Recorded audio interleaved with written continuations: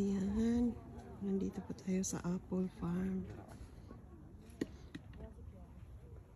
Ayan. Pink Lady apples. Guys.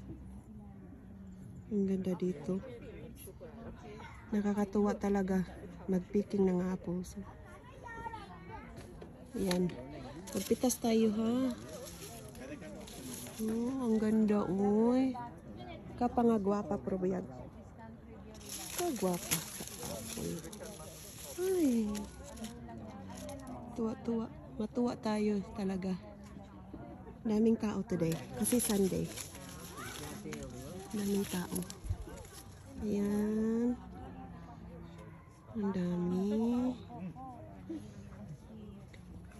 Pupunta tayo sa kabila. Oh, ang dami. Dito tayo sa apple farm.